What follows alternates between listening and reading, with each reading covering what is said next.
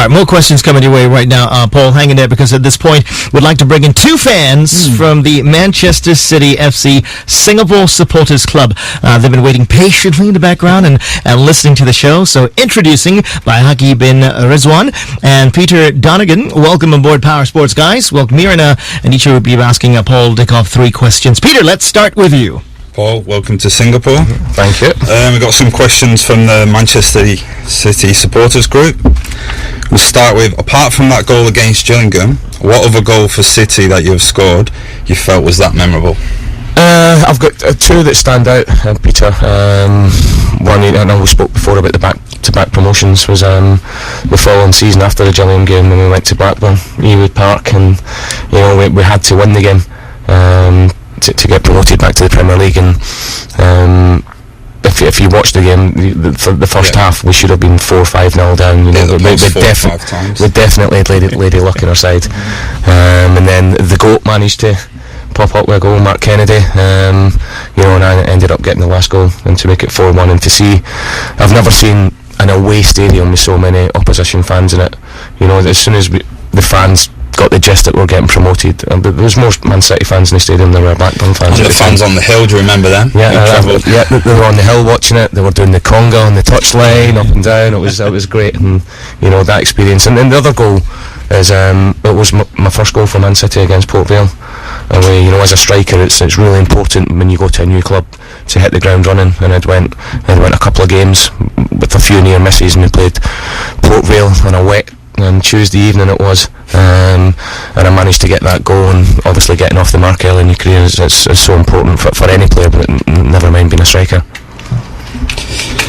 Comparing the training methods that you underwent as a player in the past versus the training methods nowadays, especially at City, and also your experiences as a former manager, what are the vast differences apart from the technological aspects? Yeah, it's like chalk and cheese. For instance, when we used to do pre-season, the first 2 weeks, you literally were told to run up hills and run round parks until you were sick. That was how you got your fitness out of you. Whereas now, the balls come out in the first day, it's all technical stuff.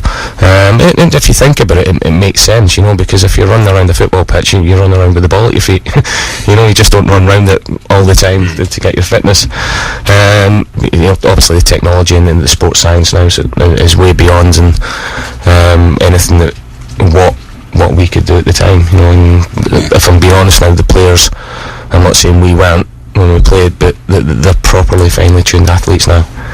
And that's probably the biggest thing. And the sports science side of it, the nutrition side of it, didn't come in until later on in my career. Hydration and all things like that. And when I first started playing, you thought, if you had spaghetti bolognese on a Friday night, you were prepared for the match. Whereas now, it's as soon as you finish playing your game, you're getting rehydrated, you're getting protein shakes, you're getting told what to eat properly a certain time after the game. Every detail being taken care of. Yeah, it is, and and as I said, the players now, they're not just footballers, they're proper athletes as well.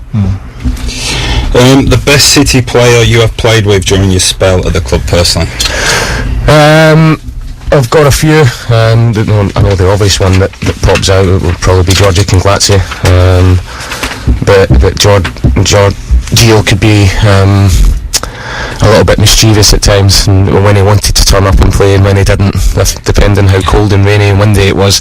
But I know we spoke before we came in. I've got to say, ability-wise, it's got to be Ali Benarbia. Yeah, he was fantastic. He was just phenomenal. And when you think he came to us when he was 34, I would love to have played alongside him and seen him play when he was 10 years earlier or even 5 years earlier.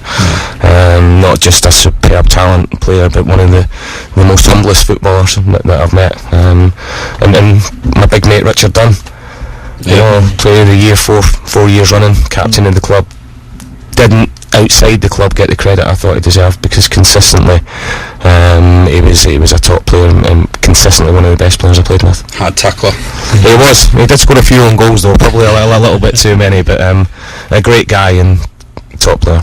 Oh, thanks, Paul. Thanks very much, Peter Donegan. Next up we have Baihaqi Rizwan. Hi, Paul. Hi, buddy. How do you feel when City won the title in 2012, and comparing it with the emotions felt as a player during the 1999 playoff wins? Oh, yeah, I was absolutely buzzing because, you know, I'm not just a former player, I'm a fan as well. You know, all my kids have been brought up Man City fans, and to see Sergio Aguero score the goal and see the reaction of everybody, and especially the fans, it was just a phenomenal moment. You know, you know, and then I was delighted for the fans more than anything else because, you know, the club got a lot of stick for spending a lot of money, and the fans, when I played, supported us through thick and thin. You know, we were not very good, as putting it politely, and we were getting 33,000 fans every week. So to see the reaction of the Etihad when Sergio scored that goal, talking about my goal giving me goosebumps, and Sergio's goal gave me that as well, as I think it did everybody. And I think it also helped that a certain team across the road thought they'd won the league at that time as well, and were celebrating up at Sunderland, I think it was. Yeah. I enjoyed that. Okay. Jody Kinkley or David Silva? Congratulations, I've got to say David Silva. Alright. You know, David's a phenomenal player, and consistently over the last 7 years has been the best midfielder in the Premier League without a shadow of a doubt. Okay. Now what about Sean Goethe or Sergio? Feed the goat. Yeah. Have you seen him recently? It looks as if he's eating a goat. That's it. Look, Sergio is fantastic, world class player.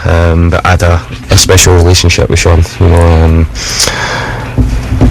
we've got, like, if you're talking about ability and who's the best player, you've got to say Sergio Aguero. But as what Sean done for the club, the time he was there, he's a top bloke and was a top player. Okay. The best player in City currently, in your opinion? It changes every game because I've got that much talent. I've got to agree with most fans at the minute. It's got to be Kevin De Bruyne. The football that he's playing consistently, he's the best midfielder in Europe at the minute. Alright. Okay. Thanks a lot. Baihaqi, Ritz1. With that, we say thank you again, Baihaqi, Ritz1, and Peter and Michael Donegan from the Manchester City FC Singapore Supporters Club for dropping by.